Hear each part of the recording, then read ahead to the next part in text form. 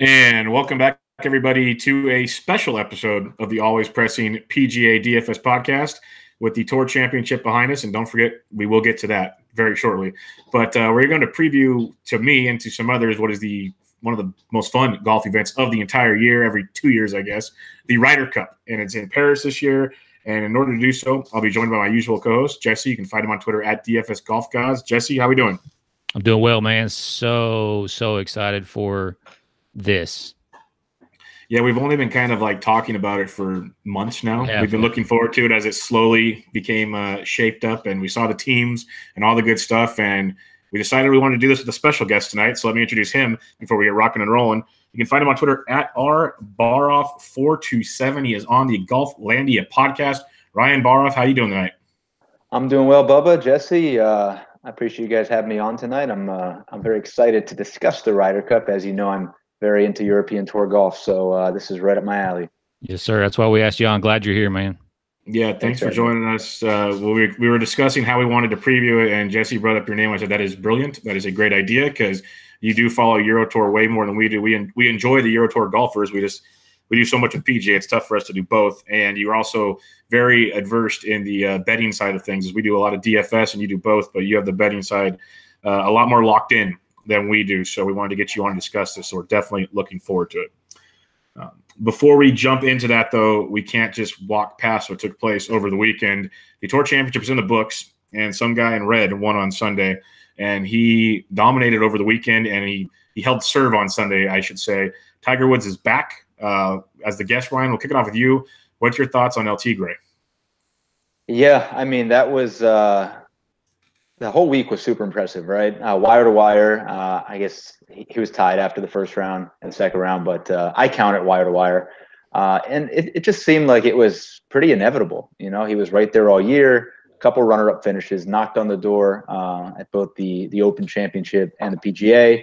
And one thing that just, it couldn't go overlooked was just his ball striking all year long. Number one strokes gained approach again, which most people don't even realize that was the hallmark of his entire career. He was basically the number one iron player on the planet for, 12 years, 15 years, something like that.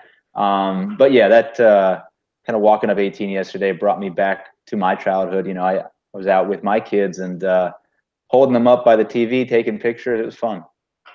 Yeah, it was pretty cool to see. Like I was telling people, I don't even care. I'm man enough to admit it. When he made the putt and started to cry, I was like, okay, this is one of the coolest moments you're going to see, because that's like you said, our childhood, we grew up with Tiger just fleecing the fields and wire to wire in that kind of fashion where you could, I'm not saying the pressure got to anybody because these are the best of the best, but to see guys like Rory just fall apart on Sunday, you see Justin Rose really not make the push because Tiger shot one over. So it's not like he dominated on Sunday. The door was open if a guy showed up and played, but it was something about that aura. And when he showed up to the course wearing basketball shorts, a cutoff T-shirt, backwards hat with his stuff on a hanger, you're just like, oh boy, it's go time. Yeah, that's what he did his whole career, though. He was never a Sunday scoring average kind of guy, right? He would have the lead 3, 4, 5 shots, and he would study the golf course and know what he had to do. The course was set up tough yesterday.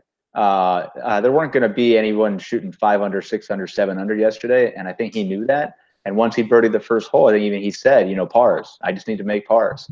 And, Rory fell apart. Rose had a horrible day, and just super fun to watch. Yeah, it was pretty awesome. Jesse, what were your takeaways from watching Tiger?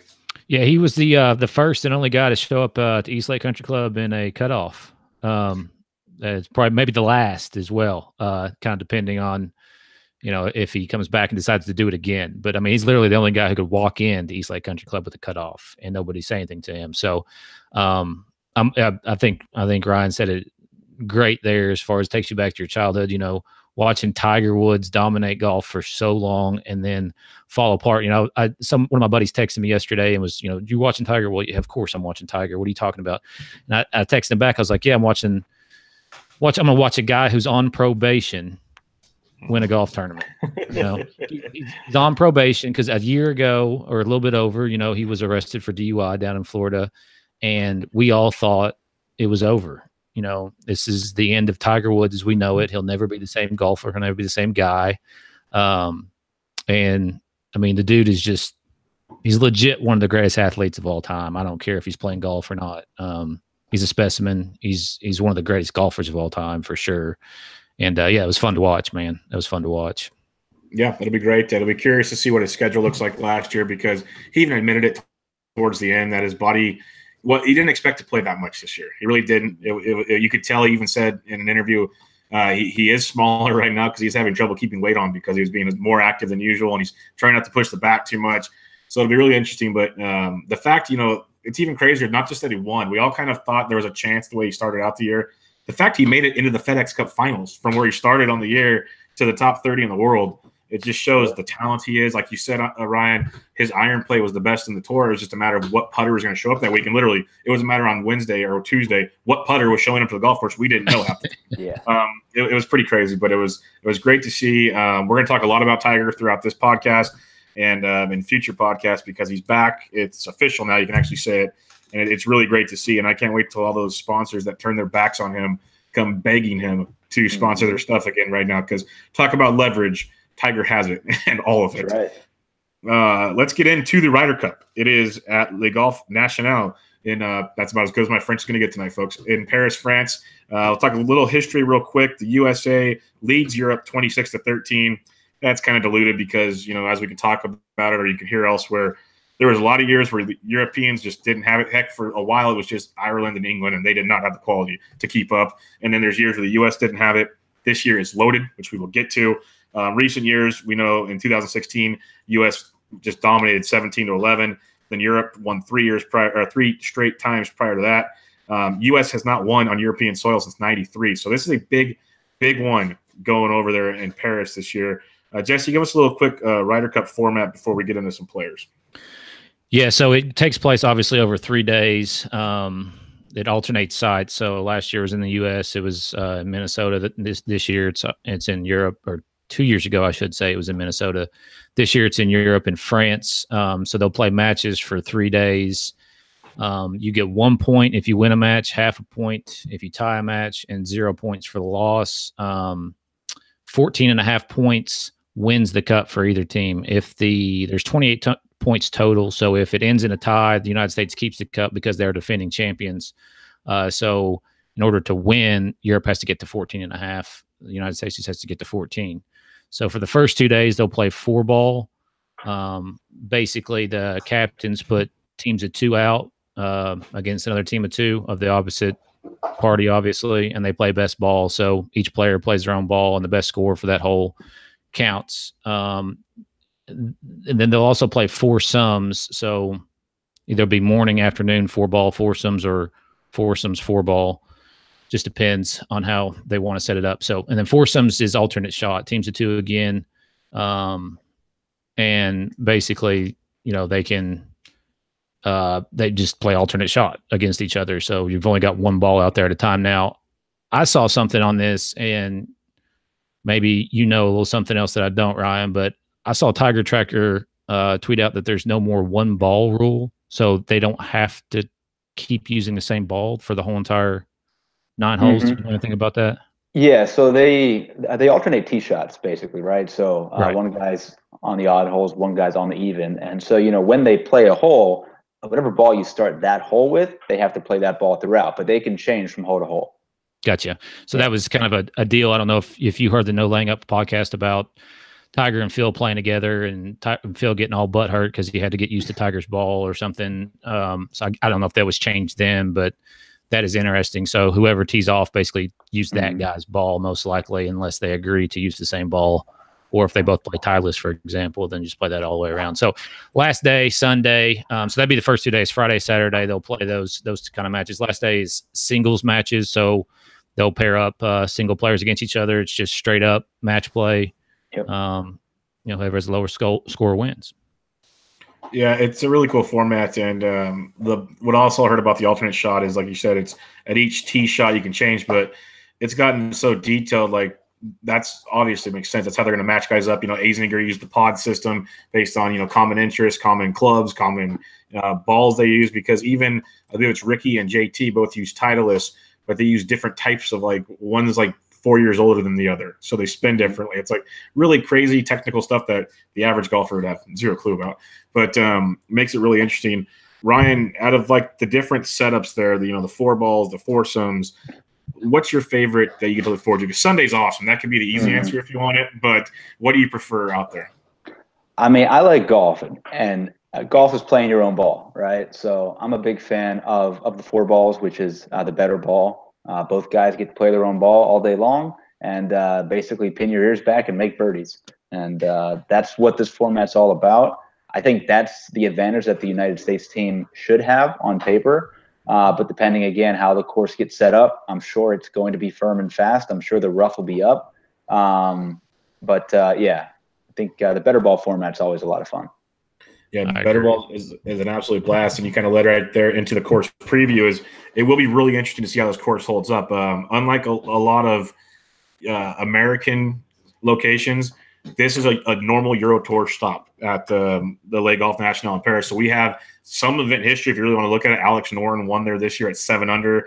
John Rahm finished 5th. Sergio finished tied for 8th, like so on and so forth. We did have a few Euros play there. Justin Thomas played there. It's a par 71, 7,183 yards. So it's not like crazy in distance, and that's what you're going to see a lot. Justin Thomas only hit 7 drivers the entire tournament. There's a lot of just shot placements, kind of what we saw in the FedEx Cup playoffs in these par 70s. You need to hit your spots to give you good shots into the greens. And you mentioned it's going to be firm and fast, so they're going to have a lot of long irons. They did a breakdown on a website I saw earlier. A lot of 4 and 5 irons off the tee because they're going to get roll out so much to set them up for their second shots.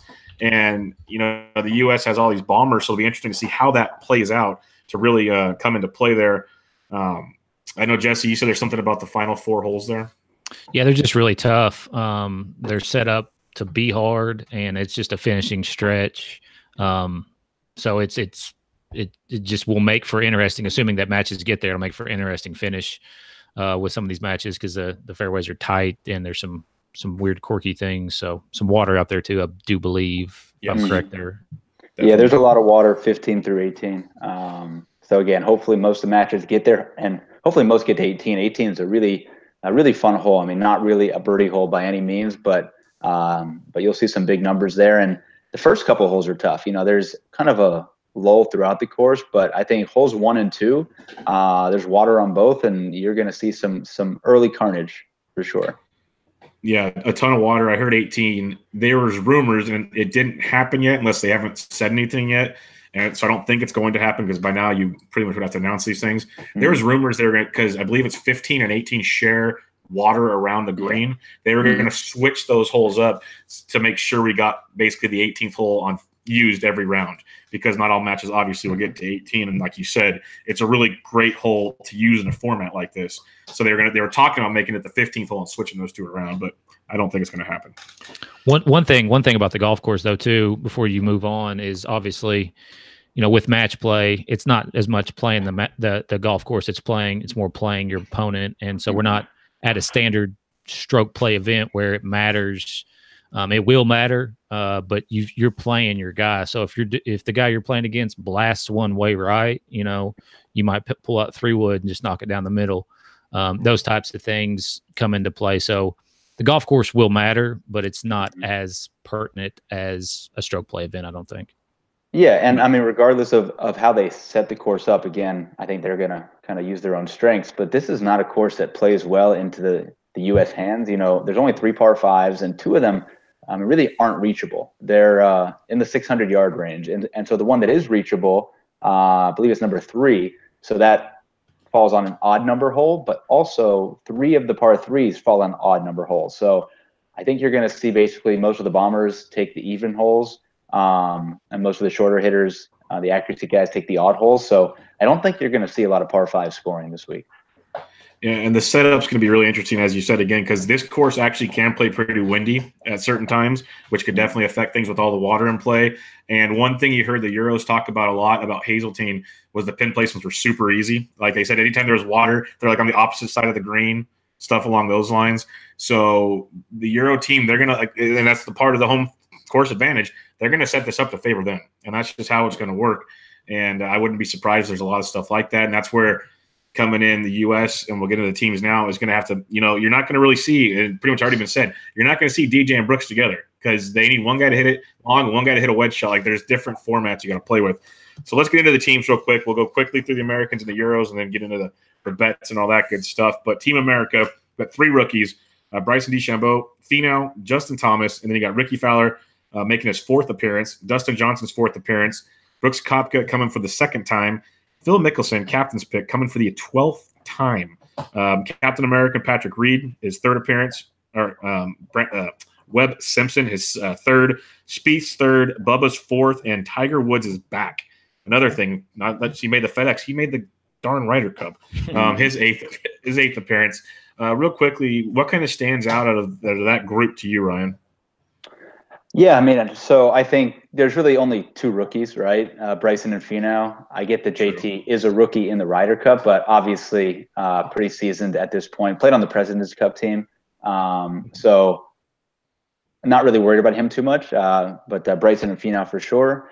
And then, like you said, it's awesome to have Tiger and Phil back. Phil obviously playing like crap right now, so I don't know how much he'll play. I mean, I would expect at most 3 matches, but probably only 2. Tiger will probably see him play 3 times. I don't think you'll see Tiger play 36 holes in a day. I could be wrong, but I just think after the season, where his body is, what he's already accomplished, I mean, why throw it away during a Ryder Cup trying to push yourself 36 holes in a day? But yeah, I mean, overall, I think we have a solid team, but it was a team that looked a lot better 2 or 3 months ago. Reed's not playing well, Spieth's not playing well, Fowler was hurt, Bubba's not playing well, Phil's not playing well. Yeah, it doesn't look so good anymore. Yeah, I'm glad you said that because we kind of mentioned that in recent months as it led up. When we talked about the potential U.S. Ryder Cup team, you're thinking it's going to be a bloodbath. They're going to just take these guys out back and take care of this. And then I think it was the last pod of when the captain's picks were announced, Jesse and I were talking, and I said, Team Europe looks good. I'm going to be pulling for America, but this is getting a lot harder because Europe looks damn good. And we will get to them in just a second. But, Jesse, what's your thoughts on Team USA? Yeah, I mean, I'm with you. The current form coming in here is just like, good Lord, I don't know how it could get any worse. Rose wins the FedEx Cup, which, he didn't really win anything to win the FedEx Cup, except for he just played basically the most consistent golf. But either way, it just doesn't look as good on paper as it did, like Ryan said, 2 or 3 months ago. And if you look at some of these guys, some of their records in this thing, I mean, we have a lot more losing records, and especially like foursomes than the Europeans do. So it's going to be, I think it's going to be epic. I think either way, the guys are going to come to play because you do change your mentality when you go into a match play. It's not stroke play. So we'll see some different play, but yeah, on paper, it's not the bloodbath that we thought it was going to be 3 months ago. Yeah. Yeah, and like you said, it's a different mindset. And that's why guys like Ian Poulter dominate these things. And we talked about it when the WGC match play came in, and we see a lot of these names here again. So let's talk about Team Europe, where they have 5 rookies in Fleetwood, Tyrrell Hatton, Alex Noren, again, the guy who won here earlier this year, Olsen, John Rahm, Paul Casey is making his 4th appearance. Sergio out of nowhere is making his 9th. That was definitely a friendly captain's pick. Rory's making his 5th appearance. Francesco Molinari is 3rd. Ian Poulter 6th. Justin Rose 5th. Henrik Stenson 5th. So there's some experience there, but a lot of rookies. Ryan, what's your thoughts on Team Europe? I know you kind of wanted to compare the rookies between the 2 teams. Yeah, again, pretty similar. I don't think I would consider Fleetwood, Noren, and Rahm rookies. They are, of course, in this format. So probably the 2 that I would be a little worried about would be Hatton and Thor Olesen. But yeah, I think, like you mentioned, this team is stacked. I obviously wish Fitzpatrick had edged out Thor Olesen for that last spot. He, of course, won the very next week after the captain's picks were announced. So that was kind of annoying because I would love to see him here. He loves this course, plays well here almost every year. Yeah, I think Sergio was the one guy who didn't deserve a pick by any means, but you kind of knew he was going to get one. I think most of these guys, when they're older, on their way out, they get one, right? Like one freebie. And this was his freebie. Tiger's had one in the past. They gave one to Mickelson this year, and they gave one to Sergio this year. So he's not going to play much either. I think probably 3 matches for Sergio is all we're going to see. What about you, Jesse? What do you like in there? Yeah, if you look at the thing I like about the European team is like they have some really good records. Rose has a winning record overall. Poulter is really, really good, obviously. Rory has a good record. And if you look at Sergio, he's played 8 times. He's got a winning record by a lot. And I mean, the only kind of what if is the rookie aspect of it. They do have 2 more quote unquote rookies than the U.S. does, and how that will play into a factor, I don't know. But Rahm seems to be playing better than he was earlier in the year, and we know he can make birdies like nobody else. So it'd be interesting to see, kind of how he comes out and plays.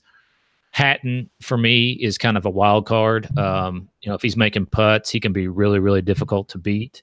But if there's a lot of spike marks on the greens, that'd be another story as well. So it just kind of come down to, what he's looking at and what his mental mindset is. I agree. Fleetwood is like totally not a rookie. Like I would not want to play Fleetwood at all whatsoever if I was in on this. So it'll be interesting, but what kind of comparison you got there on the rookies, Ryan? Did you have some notes on kind of comparing those, like the 2 batch of rookies? So the thing about the rookies, right, is, you can always bury them in the team matches, right? They could skip sessions. They could not play at all. There have been years where the rookies don't play until Sunday singles, right? And I don't think you're going to see that this year, especially with the U.S. side, with how well Bryson and Finau have been playing. And obviously JT is probably going to play all 5. But I do think the Ryder Cup does come down here to the rookies, because I think the veterans aren't going to play a ton, and you're going to see these guys playing matches and playing really, really important matches. And probably we'll get into this later with our picks, but I actually have on both sides my pick for highest point scorer is coming from the rookie crowd. So I do think that's going to be huge for them this year. And I like that as well, because you look at like the Euro side, it seems, you give Sergio the one he gets, but also you've seen it in years past the Euros. The Spaniard can team up with Jon Rahm. Like they do that kind of thing as a unity thing. That's how they operate together. And they have a lot of that because, Rose is playing, obviously FedEx Cup champion, can't be much better than that. But you got Rory, he's up and down, but playing pretty well. Rahm, you said, playing well. Norton and Hatton are finding it a little bit towards the end, but a lot of inconsistencies there. Whereas, the U.S., they might have less rookies, but they seem like a big mess in a handful of spots there. And you said Bryson and Finau might have to do a lot more than people think, just because Tiger's already come out saying he's only going to play 3 days. He's not going to play all 5. Phil won't either, because he already said that his last time out he didn't want to play more than 3, because these guys are getting old and they just can't hang with it. So you're going to see these guys have to go out and play, and it's going to be really interesting. And I think Olesen might be the biggest wild card out there, because he's playing good golf. Some might agree that he shouldn't be there. Some do. But they're going to need him a lot, like you said, because some of these guys are beat up. Stenson's been battling injury off and on all year. Same with Paul Casey and his back. You never know what's going to happen with these guys. Yeah, one thing that I want to bring up too is Tiger's record. He gets a lot of flack for not having a great Ryder Cup record, but the thing that I point to is his singles, right? He's 4-1-2 in singles. Yeah. He's only been beaten once in Sunday singles. So, his team stuff, that's more about pairings, and that's more about how nervous would you be, right, being the guy paired with Tiger in a Ryder Cup match, right? I can't let him down. Yeah, right. So I think that's a big part of it. And now, honestly, in this kind of resurgence in his career where he's actually become a lot more open and he's more friendly with these guys. You get him with Bryson or Reed or JT or Fowler, I think they're going to play great. And so I could see Tiger going 3-0 very easily in this Ryder Cup. What's also great about Tiger is you're going to see him, he might play the morning set of matches. He'll have an earpiece in and walking around in the afternoon coaching these guys up the whole time. So he's going to prop bet of the week, right? You got to hit that. He's going to be there all, Jim Furyk is counting on him to basically captain this squad all the way through it. Yeah. Going back to Tiger too, in his record, he's played on some terrible, terrible U.S. teams. If you go back and look at some of those early 2000 teams, they were not good teams. And obviously, a lot of times they're putting him with either kind of the weakest guy, or they put him with Phil, and him and Phil just never meshed.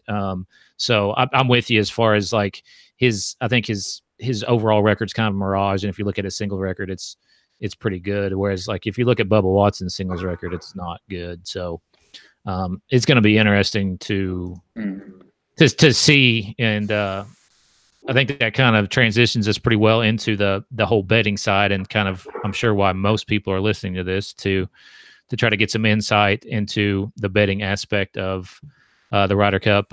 We'll talk betting, and then we'll also talk about a couple pools here that are of interest, probably to some of our listeners, and also just just some fun things. So starting with the team odds, the United States is favored -135. I'm looking at Bovada odds here, -135 over Europe at 145, and a tie at 1100. You got anything on that, Ryan, or you staying away? I've got at least 3 bets in so far throughout the year, and they've all been on Team Europe. So I may get one more in right now, because I do think this is pretty much a coin flip, or even they should be favored a little bit with the home course advantage. Yeah, that's one thing that we haven't even talked about yet, is the fact that the crowd is going to be on their side. And if you've listened to some media along the way here, the Europeans in general just aren't very happy with how we acted over here the last time the Ryder Cup was over here 2 years ago. So it'll be interesting to see if they're their typical kind of cordial selves, or if they start ripping into us a little bit. So that could play a factor. A couple more things on Bovada that I think are of interest.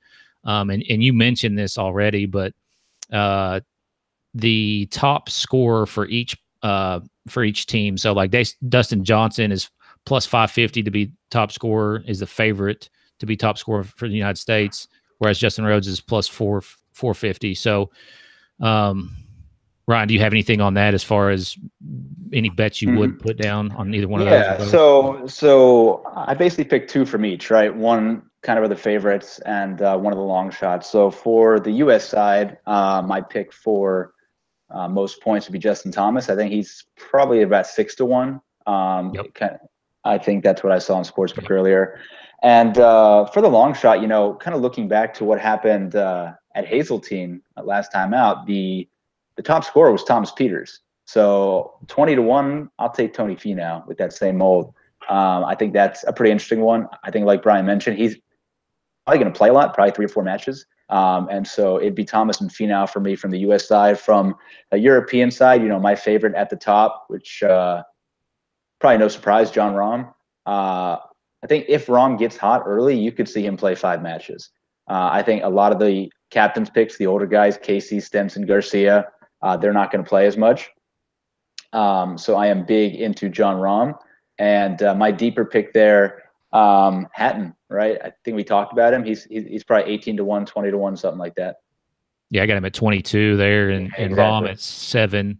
Yep. With Finau at 25 on Bovada currently. Another guy who I would kind of look at there is Ian Poulter. You got anything as far as that goes, Bubba? Yeah, I pretty much echo what you said with Team USA. I think JT is going to play 4, if not 5, of the matches, and he does like this course. He played actually pretty decent here when they played, and we've seen JT as he's one of those bombers that can also play to a course. Like, he doesn't have to go crazy. He doesn't, like, he can act like an immature kid at times, but he doesn't get like rattled when he plays. He still makes his golf shots. He keeps it together. I think his dad will be on his bag again, which should help a bit. Maybe not, could be wrong there, but that'll help him quite a bit. Yeah. Mm-hmm. And then I love Tony Finau. This is a pro Finau podcast. Like, we've been all over Tony Finau forever. One of these days he's going to win, but someone said it, but it might have been No Lane Up. I don't remember. We're kind of fanboys there, but it's nice Bubba won 3 times this year, but the inconsistency kills you. Tony Finau, top 10s and top 5s over and over and over again. He can compete with anybody in this field on any given day. So I like that a lot. Those would be where I'm looking there on USA.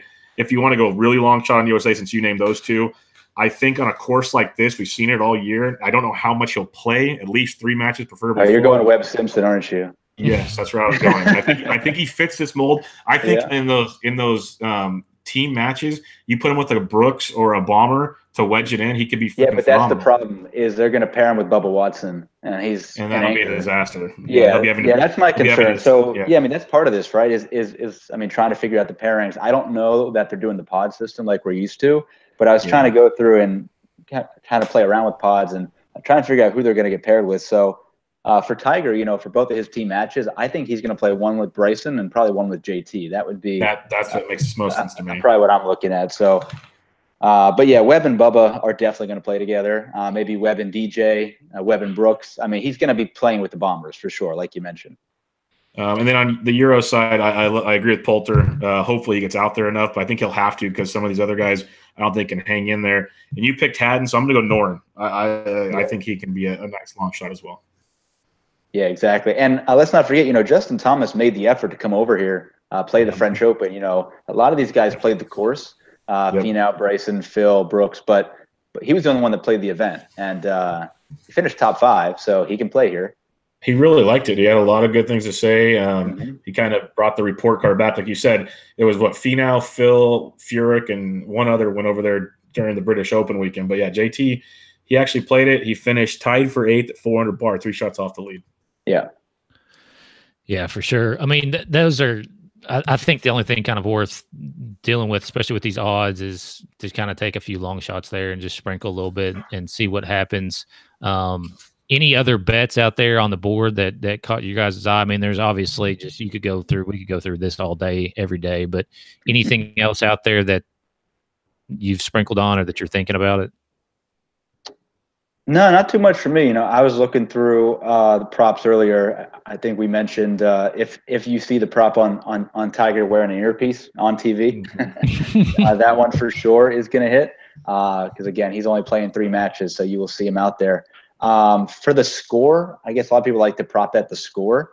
The odds aren't great. I mean, they're pretty spread out, but it's going to be close. So I mean, maybe sprinkle a couple on like a 15-13 or a 15.5, 12.5 type of thing. Cause I mean, no one's getting blown out this year.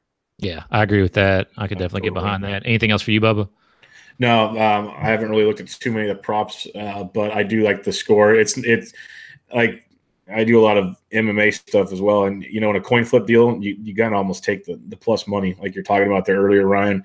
So I think it's going to come down to some of those late matches potentially. And, you know, 1.5 to 2.5 point spreads type deal could be all that matters in this one. Yeah. But like Ryan said, the odds there just aren't very great. I mean, you got like 11.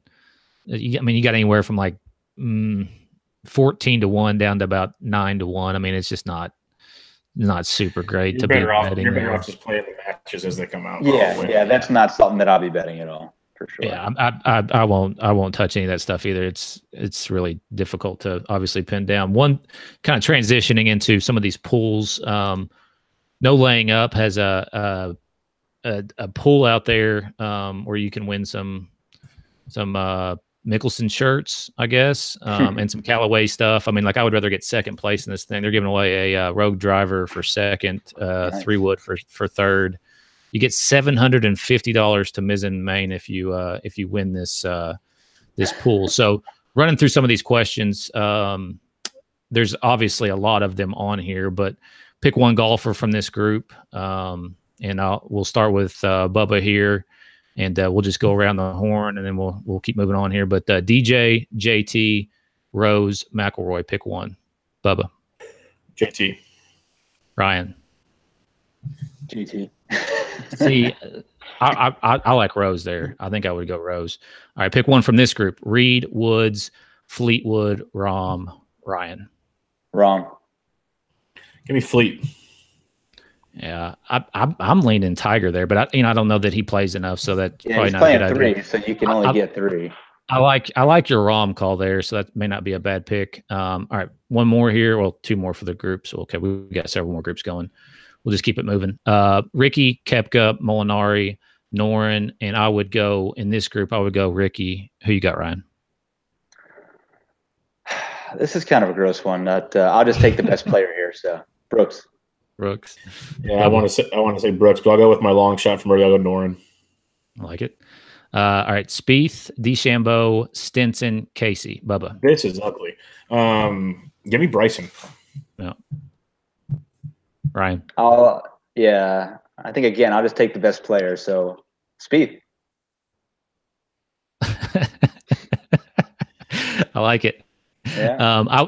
In this group, I'd probably go. I mean, I'd probably go Bryson as well. Bubba. He's going to play the most out of that group, I think. Yeah, so I mean, that's you would kind of think what I'm so. going for here. And plus he'll be with Reed most likely, wouldn't you say? In the yeah, I mean the rookies always hit the morning for the most part. So I mean, I think Bryson will play the first afternoon with Tiger. He'll play one more the next day, and he'll play singles. So gotcha.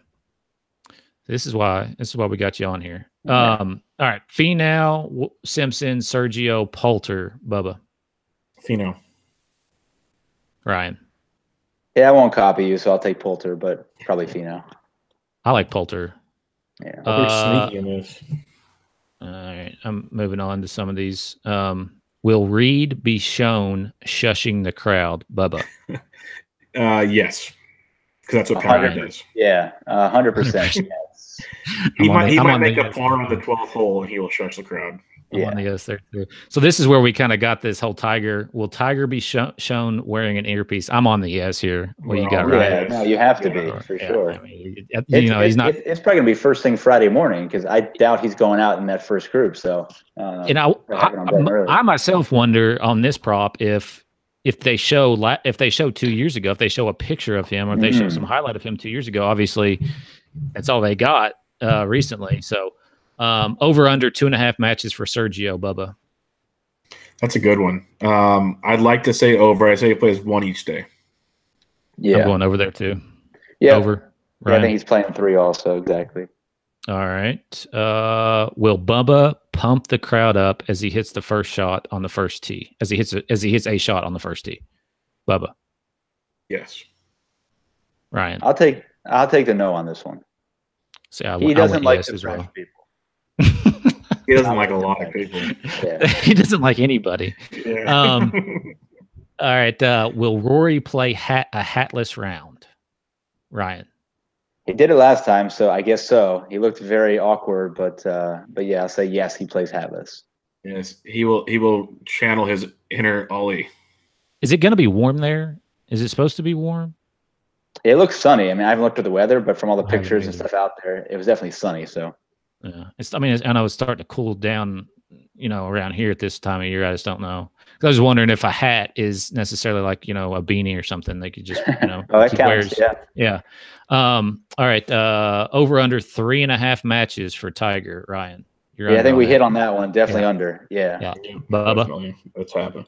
Yeah, it's under for sure. Yeah, I'm under too. Will Reed sit out any matches? Ryan. Yes, he will. Because he's not playing 4 well right now. Yeah, you think he plays 4? Well. You think he plays 3 or 4?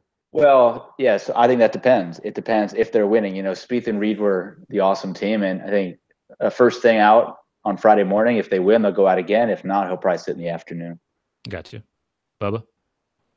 Yeah, I find it hard to believe he'll play 5 with the form he's had. The only way he doesn't is if somehow he plays both matches on the first day, opening day, and somehow just dominates. Then it's gonna be hard to keep him away. But I see 4. I'm with you. So that's it for the no laying up deal. I mean, there's more questions on there, but we're not going to give away all of our picks. And so there's another contest out there. Those of you familiar in the Twitter world, Gups Corner's running a contest. Basically, you pick any 8 golfers out of the 24, and you have 1 as a captain's pick. So kind of like DraftKings would do if they were smart enough to have the Ryder Cup, which why they don't, I don't know. I feel like this would be a great week to bring out a captain's type of deal for this. I mean, I think that it would, no doubt about it, Phil, but they care about football at this point of the year. So moving on.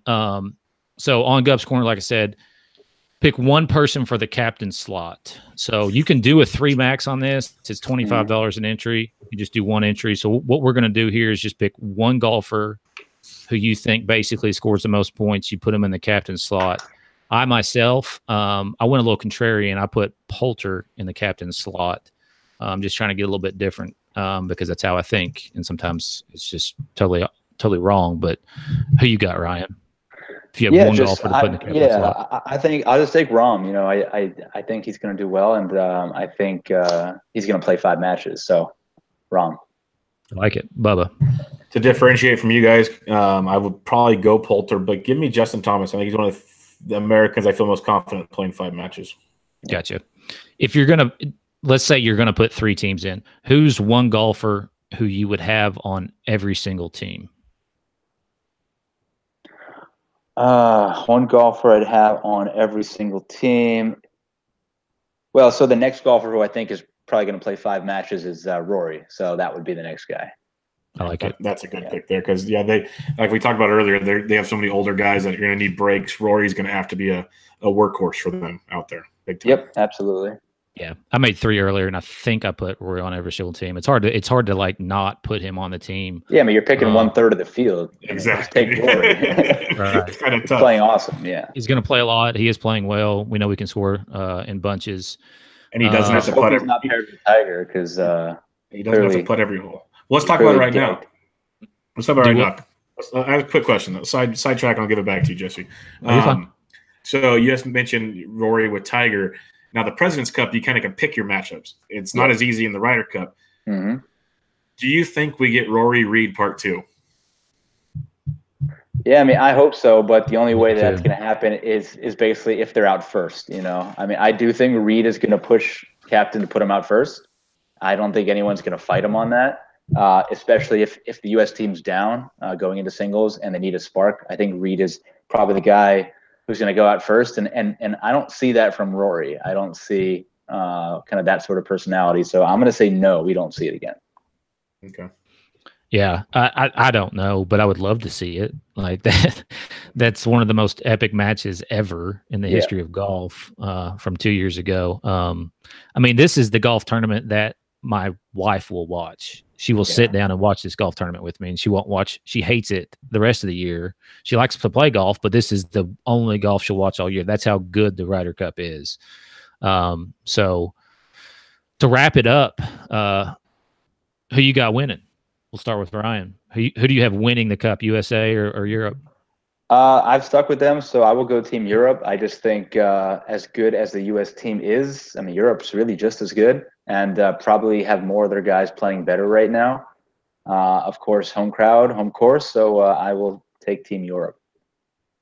Bubba? I'm going to go Team USA, but like I said earlier, I am terrified. I think this is going to be really, really close. You're going to see some matches get decided by some really just one bad shot could decide a lot of it because these are some really, really tight things. And the key factor for Europe is the rookies they have. How do they handle this event? We mentioned Fleetwood's really not a rookie and some of these other guys, but I think Olsen's going to be really big for them. And if he can show up, that's going to be a massive X factor for them. Mm-hmm. Well, I'm on USA. I just can't not. I'm not betting it, but I will be rooting for the United States of America, and I hope that they can pull it off. Like we talked about earlier, it looked a lot better 3 months ago. But I think either way, I think all these guys are going to come play, and I think it's just going to be another epic sporting event to watch. Yeah. So I am very excited for it. Anything else you guys are excited for that we haven't mentioned? No, for me, it's just the same every week. I'm excited to watch Tiger Woods play golf. It's definitely not something we take for granted anymore. So whether he's playing 2 matches, 3 matches, 4 matches, I'm just excited to see him out there competing. Tiger Woods coming off a win. Yeah, that could energize them a bit. So let's have one more fun question here. And you can't use Tiger Woods as your answer, Ryan. What's the big matchup you hope you see on Sunday? So I put some of this stuff out on Twitter, but kind of my number 2 is Rory. So if I could see, Rory JT, Rory Brooks, something like that, I think that'd be fun. What about you, Jesse? I like to see Rose and DJ. Mm-hmm. I think DJ's got a little chip on his shoulder now, and I hope he brings it to the Ryder Cup this year. But I'd like to see that match because I think they would play a really good match against each other. For sure. And then over under half a point, or no, we'll say over under one. We'll say half a point. Over under half a point for Sergio Garcia. Over. Yeah, I'm going over on that too. Over under 1.5 points. Push. He's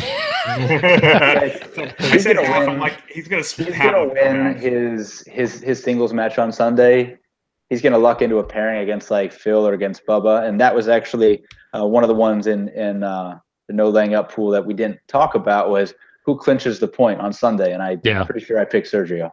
Yeah. I mean, I think so fitting. Yeah, I think Sergio gets. I think he's he's right around there. It just depends on obviously too who he gets matched up with. Yeah. Earlier, but Yeah, dude, it's going to be awesome to watch. The drawback to this year, obviously, and anytime it's in Europe, it starts at 2 a.m. And like you talked about earlier, Ryan, when we were DMing each other, you're going to be in the mountain time zone, so it's midnight for you. So at least we'll get to wake up, I guess, and watch the second half of it. But that's the kind of the big drawback. But it does start at 2 a.m. on the Golf Channel every day, and then NBC on Sunday, I believe. So, well, I found my way. Yeah, I found my way to watch some. But it was fun. Thanks for having me on, and looking forward to this week, and then looking forward to another great golf season in 2018, 2019. Yes, sir. Yeah, it's just right around the corner. Literally next week. 1 week. Yeah. Start the Safeway all over again. The off season that is PGA Tour. But yeah, Ryan, thanks for joining us. Everybody, check him out on Twitter at rbaroff, BAROFF 427. If you don't already, you probably already do. But go check him out, and then over on the Golflandia pod as well. Thanks for joining us, man. Really appreciate it. Yeah, you got it, man. Thanks for having me. We'll talk soon. Yep. All right, everybody. This was the Always Pressing PGA DFS podcast, special edition previewing the 2018 Ryder Cup. We'll catch you guys next time.